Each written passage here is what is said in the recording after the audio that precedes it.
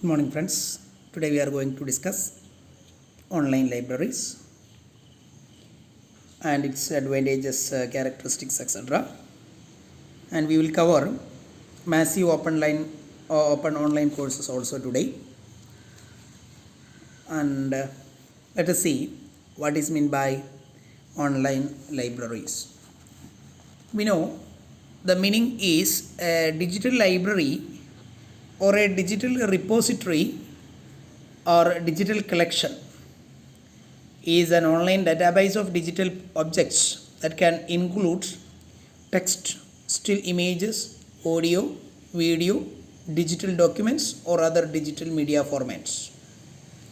Object can consist of digitalized content through like print or photograph, as well as originally produced digital content like word processor file or social media post, etc.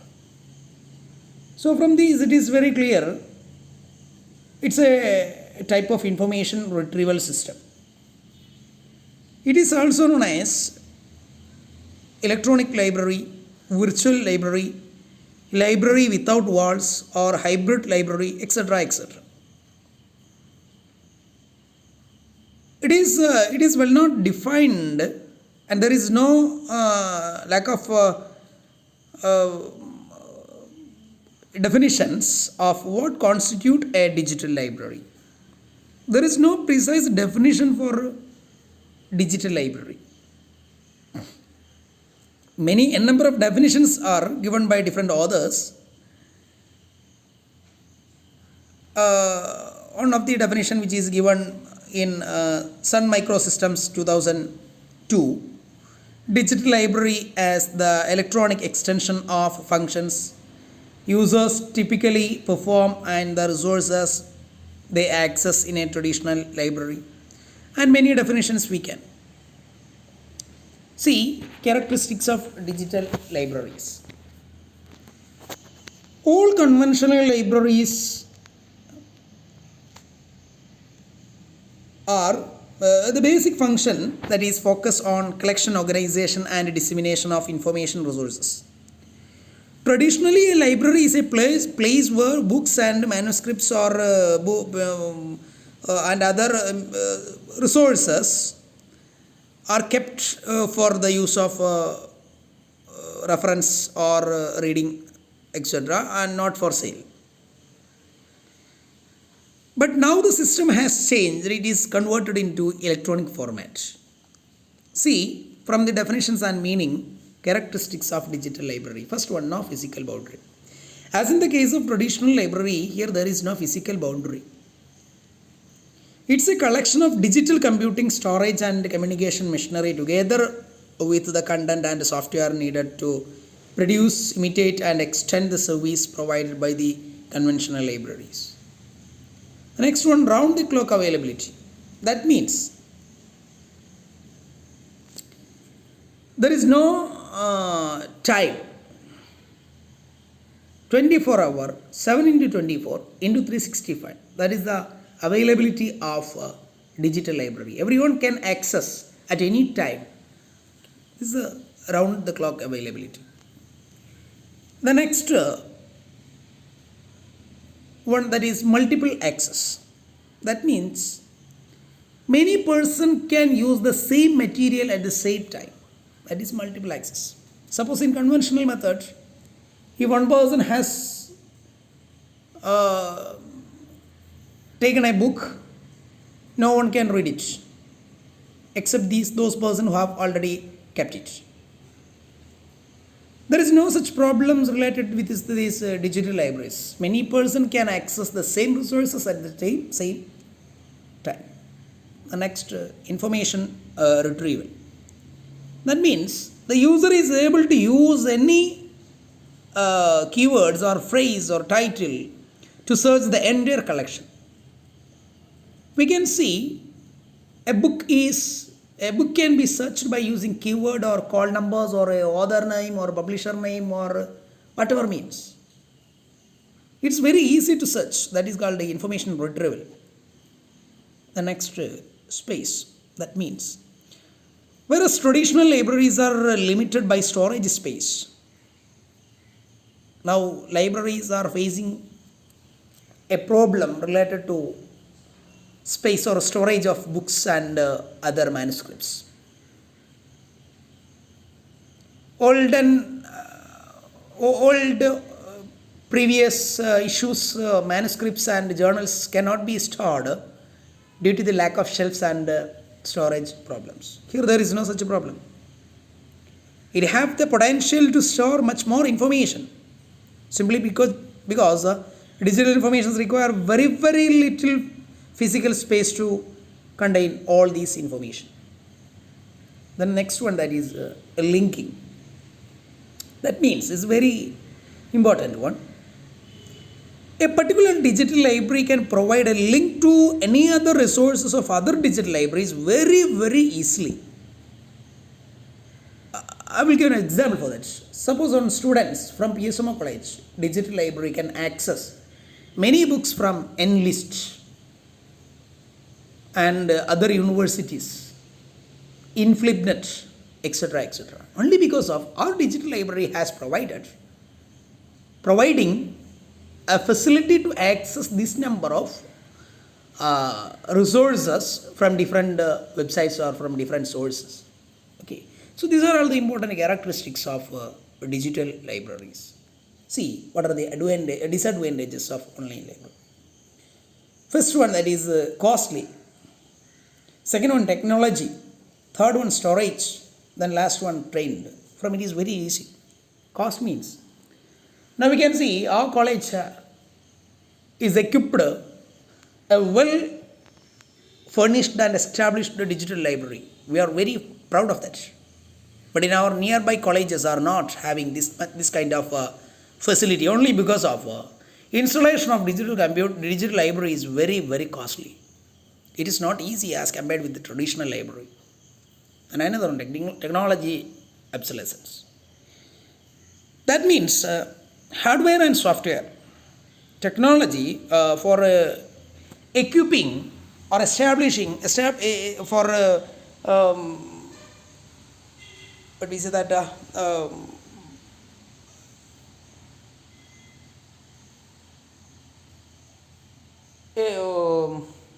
what we say that a digital library that consists of software and hardware. Now we are using OPEC software for storing and calling books from our digital library, and many softwares and hardwares are required. The next, storage media. Now we know cloud is a very recent and well renowned method of storage facility. Then storage is also another problem related to online library. The next, to train manpower. Now MLIC students are capable of acting as a librarian, but now it is mandatory. Library staff should qualify some digital literacy or computer knowledge. Then only they can render their services in a smooth manner. These are all the disadvantages of online library. It's very minute point. The next area, that is MOOC. It's a newly origin method of online platform. MOOC means a massive open online courses. Is an online course aimed at unlimited participation and open access via internet or websites. MOOCs are a recent and widely researched development in the distance education ODL format, on distance learning media, that is ODL. That is first introduced in 2008 and emerged as a popular mode of learning in 2012. It's a platform that provides institutions with a cloud-based hosting environment for delivering courses, offering scale and functionality while the institutions provide courses, materials and reputational values. It's an unlimited and can run into thousands and thousands of courses. Anyone can access these sources. It's offered for a free, and students of any age group can participate in this program. So these are all the important. Participation in MOOC would help teachers to encourage their students to effectively use their digital literacy for learning. It's typically a compromise video lessons. MOOC is typically that comprises different video lessons or readings, assignments, and discussions. So it's one of the most prominent trends in higher education in recent years, only because of teachers in higher education are doing the courses from MOOCs, and that is equivalent to the refresher or the orientation program. So it's a recent origin. It's represent open access, global, free, video-based instructional content that gathers scholars like minded fellows, learners around the globe. That's all about MOOC. Then features, that is educator involvement, engagement, rewatchable, scale, accessible, customized learning experience. These are all the important features. Let us see one by one. That is educator involvement. While educator or a teacher are involved in the design and production of the MOOC, their involvement during the running of the courses is minimized because of the lack of formal assessment of formal academic credit. That is educator involvement. Their involvement is mainly on the part of production and design of the courses. Okay. The next, engagement. That is, it is possible to engage with a large number of students. In a traditional method of refresher courses, only 60 or 45 participants can. But in MOOC platform, 2050 or 3000 or something like that. Manageable limit there is there, even though they accommodate a large number of students or participants for these courses. The next, rewatchable. Students are able to watch and rewatch lecture videos, as in the case of our video lessons. We can watch and rewatch as and when required. The next, scale. MOOCs are designed to reach a large number of students. N number of students can accommodate. Then next one, accessible. Most MOOC courses includes in videos, concepts, check questions with immediate feedback as well as peer reviews. Once exam is going on, at the end of their exam, they can check their results. And it is very immediate feedback is taken while they are conducting these courses. The last one, that is customized learning experience. That means participants can learn at their own space, at their own time. Okay. And choose which material they engage with. So there is a freedom to select space, place, time, material, everything. That is called the customized learning experience. Then now we can see we have another module, that is difference between formal online courses and MOOCs. That is, both are different. Formal online courses are there, and MOOC, this is open online courses. MOOC is an open online courses. So there is a difference between these two. I will give an assignment to complete all these things. The difference between formal and online courses. So you please go through the Google Classroom, and there is an assignment. You have to complete it within the stipulated time.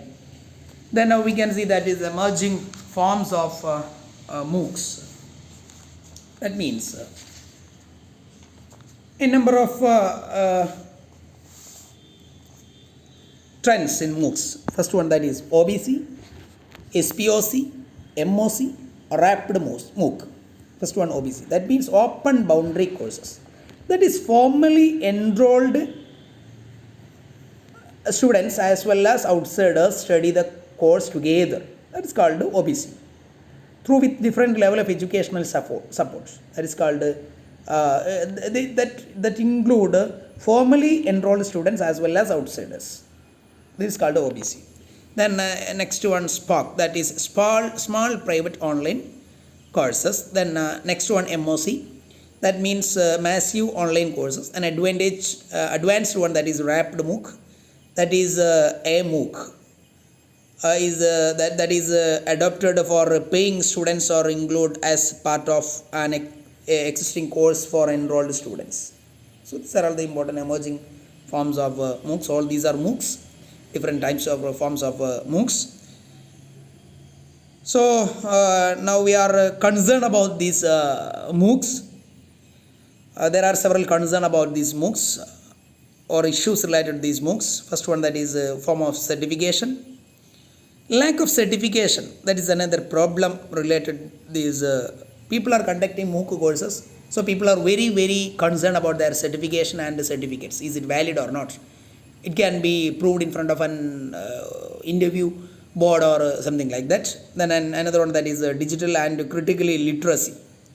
There is no need of explain that participate in MOOC requires critical and digital literacies, that is skill and competencies to thrive and learn in digital environment. The next, connectivity problems, then language problems, copyright problems. These are all the important concerns regarding these MOOC courses. So let us complete today's classes here.